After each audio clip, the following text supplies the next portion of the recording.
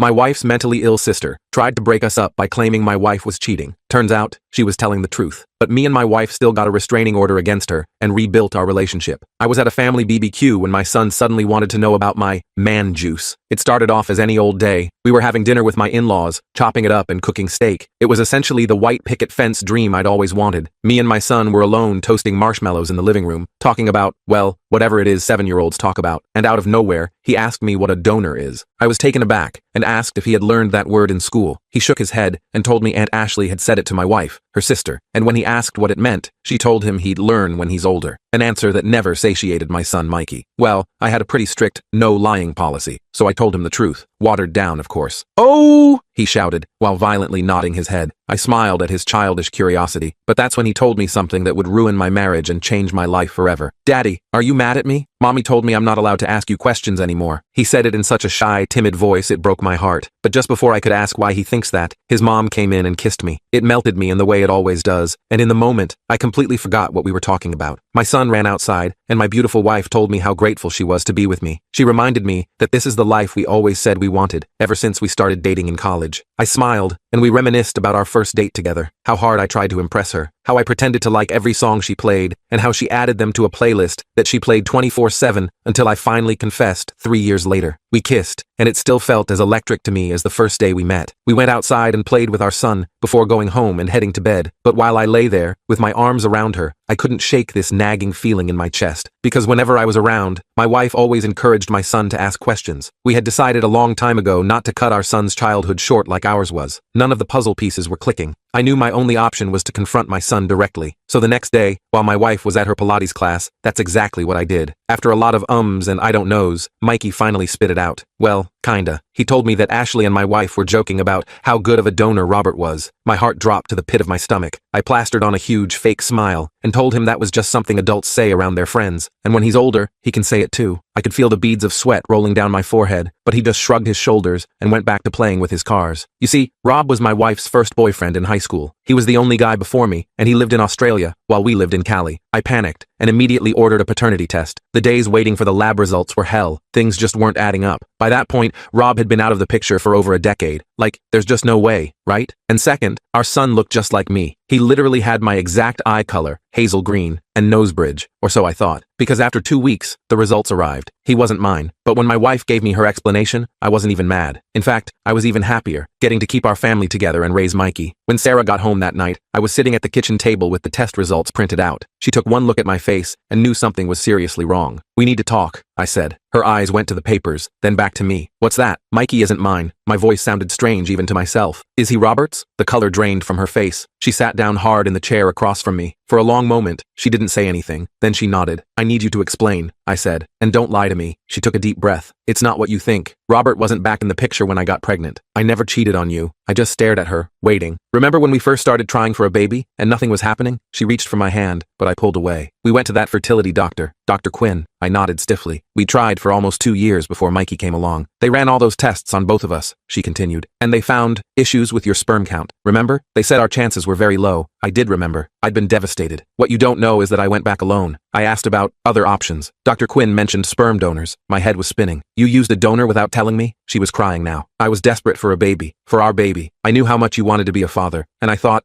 if I used someone who looked like you, so you picked your ex-boyfriend?" My voice rose despite myself. "No. God, no. It was completely anonymous. I never knew who the donor was." I pointed to the papers. "Then explain what Mikey overheard. About Robert being a good donor." Sarah wiped her eyes. "That was about Robert Miller, Ashley's co-worker. He donated bone marrow to his niece. We were talking about how brave he was." The explanation hit me like a truck. It made perfect sense. Ashley worked at a pediatric hospital. They'd been having a normal conversation, and my paranoid brain had jumped to the worst conclusion. "But Mikey said Ashley told him not to ask me questions," I said, still needing to understand. Sarah looked confused. "I would never tell him that. Never. That doesn't make any sense. You know how important open communication is to both of us. We talked for hours that night. We cried. We fought. But in the end, I realized something important. Mikey was my son. Biology be damned. I'd raised him. I loved him. Nothing could change that. Sarah and I still had a lot to work through. The lie had damaged our trust. But when I looked at our family, the one we'd built together, I knew it was worth fighting for. The decision to forgive Sarah was the hardest I'd ever made. But seeing Mikey's face light up when I came home from work that evening, yelling "Daddy!" and launching himself into my arms, how could I walk away from that? I told Sarah we'd work through this together, but we needed complete honesty moving forward. For a few weeks, things seemed okay. We went to a marriage counselor, Dr. Jennifer, who specialized in family secrets and rebuilding trust. She had a warm office with comfortable chairs and gentle lighting that somehow made difficult conversations feel less threatening. Sarah patiently answered all my questions about the donor process. I learned she'd chosen someone with my physical characteristics, height, eye color, even my damn blood type. She'd thought of everything except telling me the truth. I just wanted us to have our family, she kept saying, tears streaming down her face. I was afraid you'd leave if I told you we needed a donor. Honestly, that hurt worse than the lie itself. Did she really think I was that shallow? But Dr. Jennifer helped me understand Sarah's fear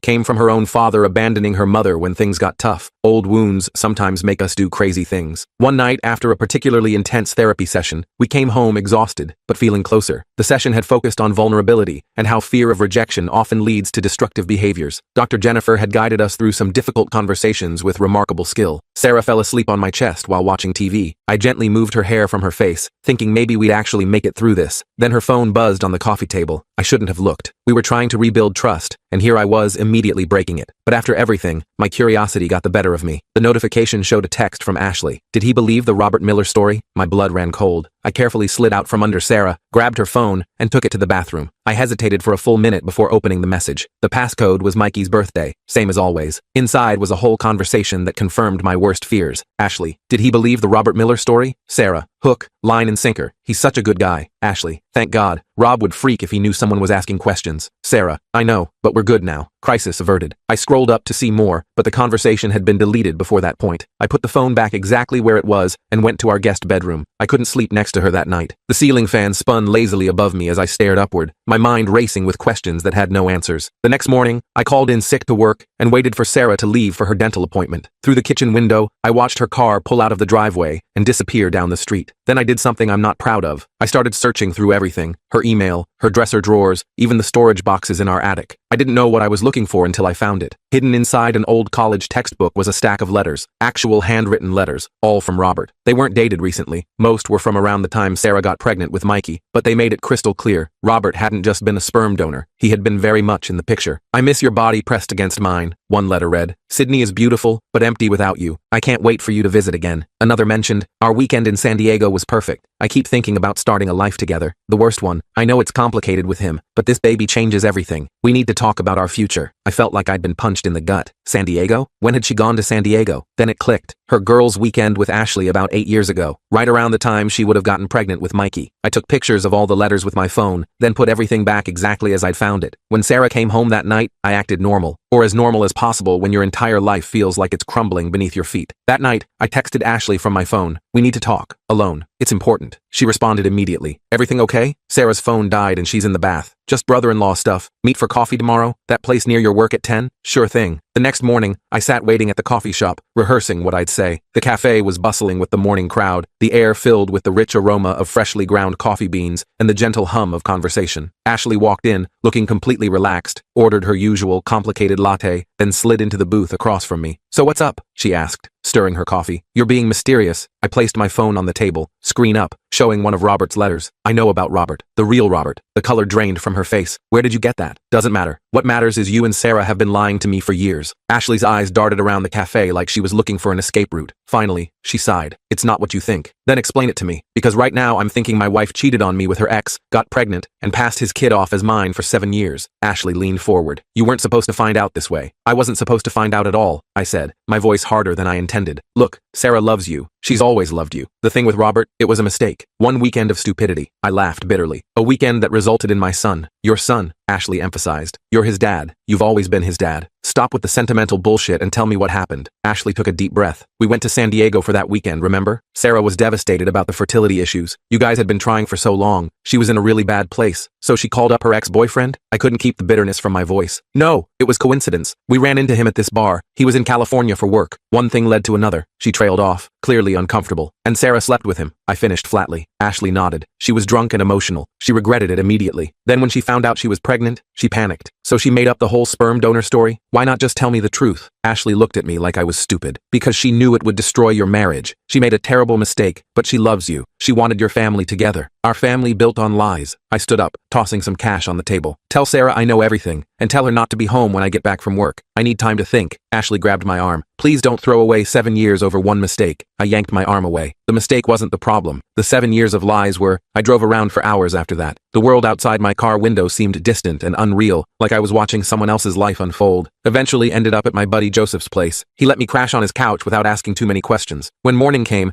I had 37 missed calls and texts from Sarah. I finally texted back, I know about San Diego. I know Robert is Mikey's biological father. I need space. Her response was immediate. Please come home. Let me explain. Don't throw away our family. That word, family, hit me hard. Because despite everything, we were still a family. And there was Mikey to consider. I couldn't just disappear from his life because of Sarah's betrayal. I went home that evening to find Sarah sitting on our porch steps. Her eyes were red and puffy from crying. She stood when my car pulled in, but didn't approach. Where's Mikey? I asked, keeping my distance. With my parents. I thought we needed to talk privately. I nodded and followed her inside. Our house felt strange, like I was visiting someone else's life. Family photos mocked me from every wall. Was anything real? We sat on opposite ends of the couch. Sarah pulled out a folder and placed it on the coffee table between us. Before you say anything, I need you to see these, she said. Inside were medical documents from 8 years ago, fertility test results, doctor notes, and a signed agreement from a sperm bank. I didn't lie about using a donor, she said quietly. I did go to the clinic. I did choose someone with your characteristics. I did get inseminated there. I stared at the papers, confused. But Robert, happened 2 weeks before the procedure. Her voice cracked. It was one terrible night, not a weekend. Ashley lied to protect me. I was at rock bottom about our fertility issues. I ran into Robert by chance at a bar when I was alone in San Diego. I got drunk. I made the worst mistake of my life. I struggled to process this new information. Then why all the letters? Why was he talking about the baby? Sarah looked confused. What letters? I showed her the pictures on my phone. Her eyes widened, then narrowed. These aren't real, she said firmly. I haven't received letters from Robert, ever, and he definitely never knew about the pregnancy. They were in your college textbook in the attic. She shook her head. I donated all my college books years ago. This doesn't make sense. Now I was thoroughly confused. If the letters are fake, who put them there? And why? Sarah's face suddenly changed as realization dawned. Ashley, check the postmarks. I zoomed in on the photos. There were no postmarks on the envelopes. No stamps either. Why would Ashley do this? I asked. Sarah looked sick. I think she wanted us to break up. That's ridiculous. She's your sister, who's been in love with you since college. I nearly choked. What? No way. She told me once, drunk at her bachelorette party. Said she'd met you first at that frat party, but you only had eyes for me. I thought she was over it, especially after she married William. Things started clicking into place. Ashley's divorce last year, her suddenly spending more time at our house, the looks I dismissed as friendly affection. I need to know the truth, Sarah. The absolute truth. Is there any chance Robert is Mikey's father? Sarah took my hands. I had the procedure 2 weeks after the incident. Dr. Quinn said the timing made it virtually impossible for Robert to be the father. But if you want DNA confirmation, I understand. I thought about the paternity test I'd already done. It proved I wasn't Mikey's biological father, but it didn't prove Robert was. Given what I now knew about Ashley's manipulation, it seemed likely that Mikey was the donor's child, not Robert's. The test had only confirmed what Sarah had already admitted, that I wasn't the biological father. Why did Ashley tell Mikey not to ask me questions? I asked, still needing to understand everything. She's been trying to drive us apart, Sarah said, her voice breaking. My own sister. We spent the night talking through everything. Sarah showed me messages between her and the actual Robert from years ago. Nothing romantic, just occasional friendly check-ins that stopped entirely after she got pregnant. She even offered to reach out to him for a paternity test. I decided that wasn't necessary. Whether the donor was Robert or anonymous donor number 4578, the result was the same. Mikey wasn't biologically mine, but he was still my son. The next day, we invited Ashley over. She came bouncing in like nothing was wrong, gave me a lingering hug that now felt creepy, and sat down expecting our usual family dinner. Where's my favorite nephew? She asked, looking around. Still at my parents', Sarah said coolly. We wanted to talk to you alone. Ashley's smile faltered. About what? I placed the letters on the table. About these. About why you planted fake letters in our attic. About why you told Mikey not to ask me questions. Her face went through a series of expressions. Shock, denial, anger, and finally, defeat. You don't deserve her, Ashley whispered, glaring at me. You never did. Sarah stood up. Ashley, what did you do? Ashley laughed bitterly. What did I do? I tried to open your eyes. He's not even Mikey's real father. I know, I said calmly. I've known for weeks. That threw her. You know? Sarah told me everything. About the fertility issues. About the donor. Everything. Ashley's eyes darted between us. But the letters are obvious fakes, Sarah finished. Robert didn't even know I was pregnant, and I certainly wasn't visiting him in Sydney while carrying another man's child. Ashley's face crumpled. I just wanted me? I asked, disgusted. Were you really willing to destroy your sister's marriage? Your nephew's family? Tears streamed down Ashley's face. You don't understand. I've loved you since that first night at the Kappa house, but you never even saw me. It was always Sarah. Sarah moved to sit beside me, taking my hand. Ashley, you need help. Professional help. This is not normal behavior. What's not normal is pretending to be one big happy family when everything is built on lies, Ashley shouted. I'd had enough. The only person lying here is you. You manipulated my son. You tried to destroy my marriage. You need to leave. Now. Ashley stood, suddenly calm. This isn't over. He deserves to know the truth. Sarah stiffened beside me. What are you talking about? Mikey. He deserves to know his real daddy isn't his daddy at all. I felt Sarah trembling beside me. I squeezed her hand reassuringly. If you go anywhere near my son with this, I will get a restraining order, I said evenly. And I will make sure everyone in the family knows exactly what you tried to do. Ashley stared at us for a long moment, then grabbed her purse. You'll regret this, both of you. After she left, Sarah collapsed against me, sobbing. I can't believe she would do this. My own sister. The next few days were tense. We picked up Mikey from his grandparents' house, trying to act normal while constantly checking our phones for messages from Ashley. We'd agreed not to tell the rest of the family yet, hoping Ashley would get help on her own. Then came the text from Nancy. Is it true? Ashley says you've been lying about Mikey's father. Sarah called her mom immediately. Mom, Ashley is having some issues. Whatever she told you isn't true. I could hear Nancy's voice through the phone, high-pitched and upset. She showed us letters, Sarah. Letters from Robert talking about being the baby's father. Those letters are fake, Mom. Ashley wrote them. Nancy went quiet for a moment. That doesn't make sense. Why would she do that? Sarah looked at me, then at the ground. Because she's in love with my husband and wants to break us up. There was a long silence on the other end. Your father and I are coming over. Now. An hour later, we were sitting in our living room with Dave and Nancy, explaining everything. The fertility issues, the donor, Ashley's deception. I left out the part about Sarah's one-night mistake. Some things parents don't need to know. Dave looked grim. I've noticed Ashley acting off since her divorce, but this is beyond concerning. Nancy was crying quietly. We should have seen it. She's always been so competitive with you, Sarah. What should we do? Sarah asked. I'm worried about what she might tell Mikey. Dave straightened up. Your mother and I will handle Ashley. You two focus on protecting Mikey. The next day, Dave called to tell us Ashley had agreed to see a therapist. Apparently, she'd broken down when confronted by both parents, admitting everything. The fake letters, manipulating Mikey, her obsession with me. I thought that would be the end of it. We could start healing, rebuild our family. Then I picked up Mikey from school. As soon as he got in the car, I knew something was wrong. His usual chatter was missing. He stared out the window silently. Everything okay, buddy? I asked. He looked at me with those big hazel green eyes. Aunt Ashley came to see me at recess. My heart stopped. What did she say? His bottom lip trembled. She said you're not my real dad. That my real dad lives in Australia. Is that true? I pulled the car over, my hands shaking too much to drive. I turned to face him, trying to find the right words. Mikey, I am your real dad. I've been your dad since the day you were born. I tried to keep my voice neutral, but there's something called biology, which is about how babies are made, and in that way, someone else helped make you. His forehead wrinkled in concentration. Like a donor? The man juice thing? Despite everything, I had to smile. Yeah, buddy, like that. Mom and I wanted you so badly, but my man juice couldn't make babies, so we got help. From the Australia man? No, from a doctor and a donor. The Australia man is just someone Mom knew a long time ago. Aunt Ashley is confused about some things right now. Mikey thought for a moment. So you're still my dad? Just not my bio dad? I'm your dad in all the ways that matter. I love you more than anything in the world. He unbuckled his seatbelt and launched himself across the center console to hug me. I love you too, Dad. That night, after Mikey was asleep, Sarah and I made a decision. We filed for a temporary restraining order against Ashley. We met with a lawyer about formal adoption proceedings so I could legally adopt Mikey, even though I was already on his birth certificate. We even talked about moving, maybe to Northern California to get some distance. But most importantly, we decided our family was worth fighting for. The foundation might have been built on a complicated truth, but the love was real. Mikey was my son. Sarah was my wife. And nothing, not Ashley's schemes, not biology, not even the challenges still ahead, could change that. As we move forward, I know there will be difficult days. The restraining order against Ashley turned out to be more complicated than we expected. The cops were sympathetic, but explained we needed more evidence since she hadn't made explicit threats. They basically told us to document everything and come back if she escalated. Super frustrating, but at least we had it on record. Sarah's parents were absolutely devastated by all of this. Nancy called Sarah crying almost daily, blaming herself for not seeing the signs of Ashley's obsession. Dave stopped golfing and barely left the house. He'd been really close with Ashley, always taking her fishing and teaching her about his tools, so this hit him especially hard. I felt terrible for them, but our priority had to be protecting Mikey. Speaking of Mikey, That kid is seriously resilient. After our car talk about donors and bio-dads, he seemed mostly fine. He asked a few follow-up questions over dinner that night. Do I have the Australia man's eyes? And, can I still like dinosaurs if you don't? But then moved on to talking about his friend Jacob's new puppy. Sarah and I exchanged looks of relief over his head. Kids are amazing that way. They can process huge revelations and then immediately switch to what really matters, like puppies. We decided to get Mikey into therapy too, just to make sure he had a safe space to process everything. Dr. Jennifer recommended her colleague Dr. Richard, who specialized in children. Mikey actually loved going because Dr. Richard had this massive collection of Legos in his office. I wish I could say things immediately got better after that, but that's not how real life works. About a week after we filed the restraining order, I got a weird email from a profile I didn't recognize. The subject line was just, Mikey's real father, and my heart sank. I almost deleted it without opening, thinking it was Ashley using a fake account, but curiosity got the better of me. It was from Robert. I don't know if this is appropriate, but Ashley contacted me last week with some very disturbing claims. I wanted to reach out directly, rather than assume anything she said was true. If you're willing to talk, I'd appreciate clearing this up. I showed Sarah immediately. She went pale and sat down hard on the couch. She actually contacted him? This is insane. Should I respond? I asked. Sarah nodded. We need to know what she told him. So I wrote back, keeping it brief. I told him Ashley was having some mental health issues and had been making false claims about our family. I mentioned we had a restraining order pending against her, stretching the truth a bit, and asked what exactly she'd said. His response came the next morning. Apparently, Ashley had messaged him on Facebook,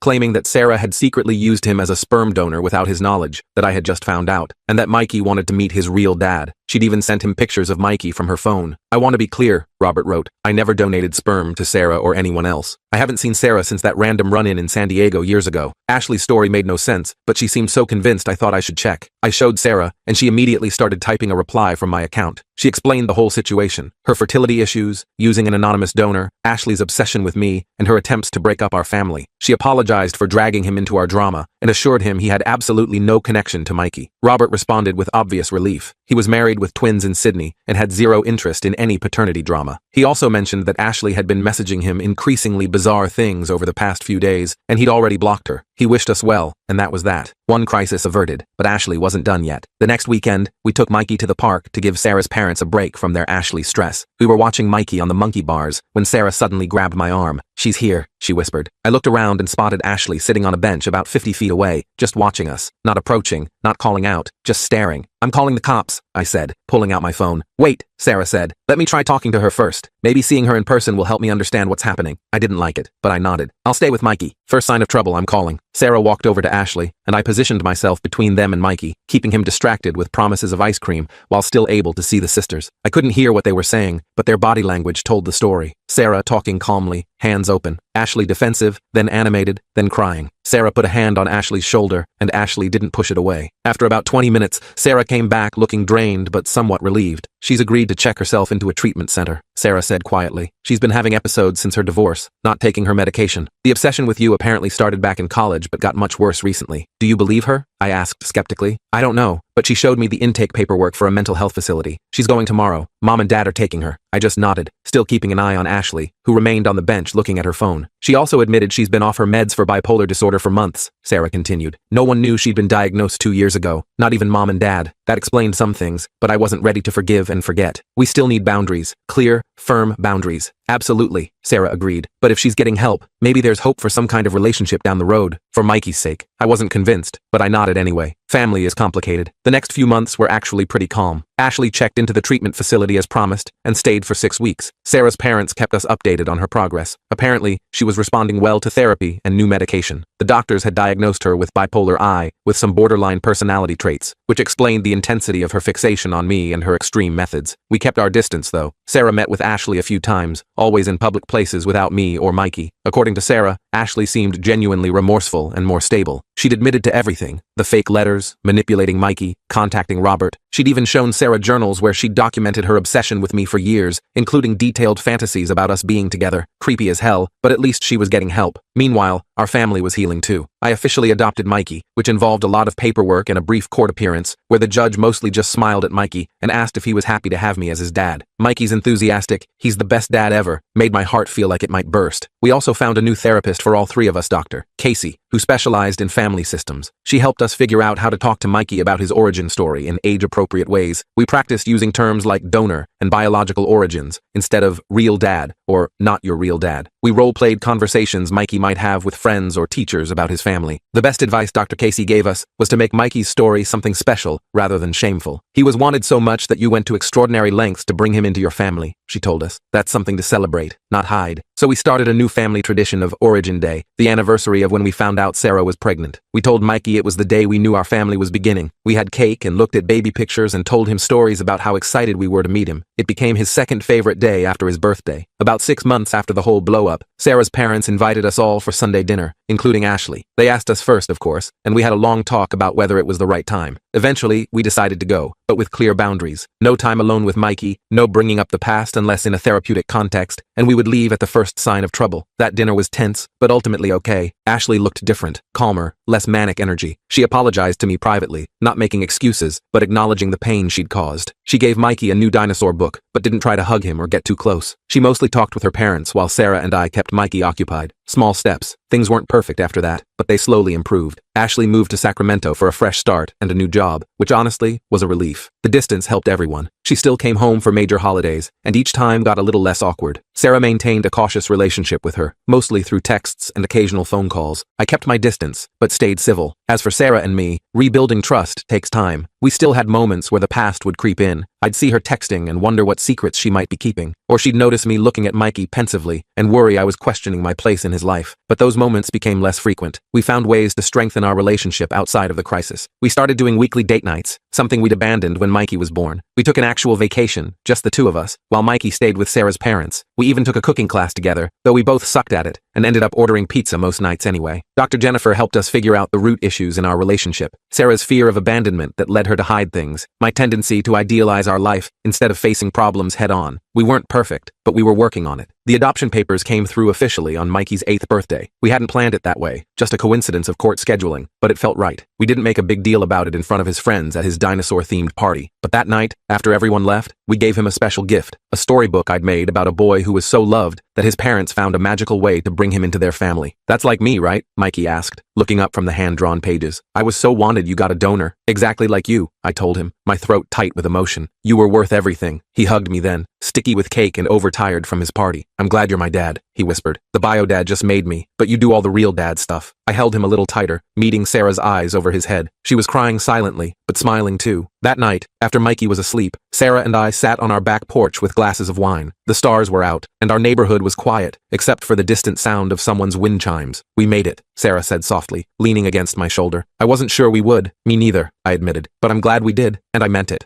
Our family wasn't what I had pictured when we were dating in college. It was messier, more complicated, built on some hard truths and painful growth, but it was real, and it was ours. And at the end of the day, that's what family is. Not the perfect story you imagine, but the imperfect one you fight for.